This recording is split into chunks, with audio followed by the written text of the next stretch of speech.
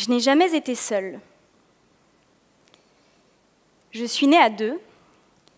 J'ai une sœur jumelle, elle s'appelle Lucie. Elle est brillante et c'est probablement la personne qui me fait le plus rire au monde. Si je vous dis ça, c'est que naître à 2, c'est pas anodin. Naître à 2, c'est se construire à 2, en binôme. C'est être amené à être toujours en relativité par rapport à quelqu'un, donc toujours à se comparer. Moi, c'est ce qui m'a amené à me poser pas mal de questions sur notre système éducatif. Je suis un pur produit de l'éducation nationale. Emballée au lycée Henri IV, packagée dans une grande école, celle-ci. J'ai suivi la route, l'autoroute même parfois, sans trop me poser de questions. C'est pratique en une autoroute, on se met en pilote automatique. Alors notre système éducatif, il est parfait pour les gens comme moi, pour ces types de talents-là. Des personnes structurées, qui peuvent voir la vie en 3 parties, 3 sous-parties, qui savent s'adapter. Pour tous les autres, ceux qui, comme ma sœur, ne veulent pas tellement s'adapter, ceux qui sont hors cadre, l'école est souvent perçue comme une lutte dont il faut sortir victorieux, c'est-à-dire avec le bac ou un diplôme, ce petit bout de papier qui va nous permettre enfin de commencer sa vie. Pour toutes ces personnes, en fait, c'est une fois seulement sortis du système qu'ils se rendent compte qu'ils sont bons à quelque chose, qu'ils ont des talents. Alors je vous rassure, ma sœur va très bien, elle a très bien réussi, mais moi, pendant toutes ces années, je me suis dit qu'il y avait un problème. Il y a un problème de gâchis de talent. Pourquoi est-ce que le talent de ma sœur a dû mettre tant de temps avant de s'exprimer? Pourquoi elle a mis 20 ans avant de pouvoir exceller? Et pourquoi mon talent uniquement était reconnu à l'école? Parce qu'un talent, en fait, c'est pas seulement être virtuose au piano. On a une vision hyper restreinte du talent, du coup on a l'impression qu'on n'en a pas. Un talent au sens propre du terme, c'est quelque chose que l'on fait naturellement, sans effort. Ça peut être avoir une capacité d'écoute incroyable. Ça peut être super organisé, ou savoir convaincre n'importe qui en moins de 2 minutes. On a tous des talents. Simplement, on n'en est pas conscient. D'abord parce qu'on le fait justement sans effort.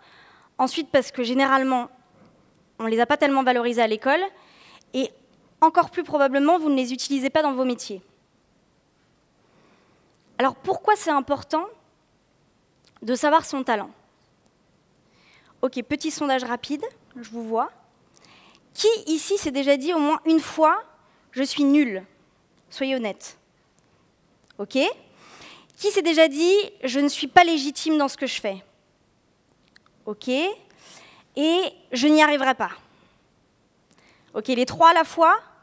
Ouais, ok, ceux-là, vous viendrez me voir à la fin, ça va bien se passer. On a une cellule psychologique.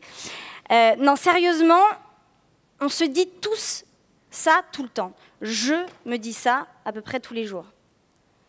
C'est justement pour ça que c'est super important de se demander en quoi on est bon.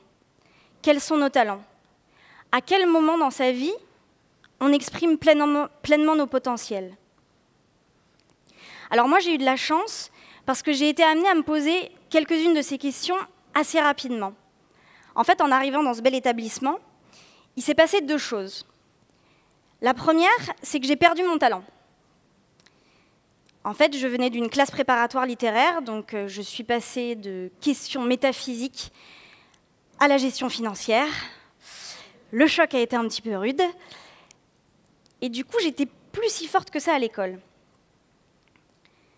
Alors ça m'a amenée à la deuxième chose, me poser la question abyssale. Pourquoi? Pourquoi j'étudiais ce que j'étudiais? Alors on me parlait de maximisation des profits d'une entreprise, mais j'avais un peu du mal à croire que c'était la seule finalité de toutes mes matières.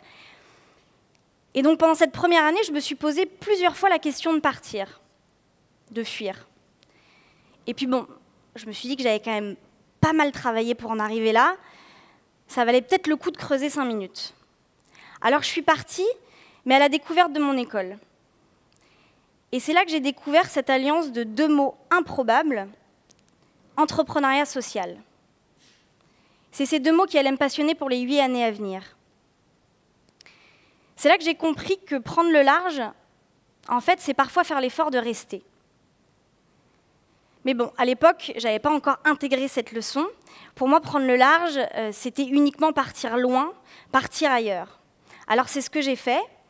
Je suis partie en voyage autour du monde pendant 9 mois. C'était génial. Et puis je suis rentrée en France. Et là, j'étais paumée. Moi, à l'époque, je voulais repartir. Je voulais partir vivre à l'étranger, de nouveau ailleurs, fuir encore. Mais en fait, le vrai voyage, il a commencé ici. Enfin, pas à Cergy, mais à Paris, pas très loin. Il a commencé par une rencontre. Celle de 3 personnes incroyables à refaire le monde autour d'une mauvaise bouteille de vin rouge. Ils m'ont proposé de rejoindre leur voyage, celui d'une aventure entrepreneuriale qui, en fait, allait me permettre d'agir pour le problème qui me touchait vraiment, celui du gâchis de talent. Alors, il y a 3 ans, avec ses associés et l'aide de beaucoup d'autres personnes, on a monté Ticket for Change. Ticket for Change, le point de départ, c'est que chacun de nous a des talents. Ça, j'espère que c'est bon. Je vous ai convaincu. Maintenant, la vraie question, c'est qu'est-ce qu'on fait de ces talents? Comment est-ce qu'on permet à chaque personne d'utiliser ses talents pour avoir un impact positif sur la société? Comment on fait rencontrer chaque problème du monde avec un de ses talents pour le résoudre? Parce qu'en fait, il existe des milliers de personnes en France qui ont envie d'agir, mais elles ne savent pas par où commencer. On a même fait une étude avec un cabinet spécialisé au niveau national. On a découvert que sur 100 Français, il y en a 74 qui déclarent vouloir agir pour résoudre un enjeu de société, mais qui ne le font pas. Ça, c'est du gâchis de talent. Alors, comment on fait pour aider tous ces talents à agir, à passer à l'action? Nous, on développe des programmes de formation et de sensibilisation à l'entrepreneuriat. Un pré-incubateur de start-up sociales, un cours en ligne gratuit ouvert à tous, des ateliers, des conférences. En 3 ans, on a touché plus de 53 000 personnes. On a permis à plus de 400 projets d'émerger et on a accompagné dans la durée 89 start-up sociales, dont certaines sont ici. Ou plutôt, on a accompagné 89 talents.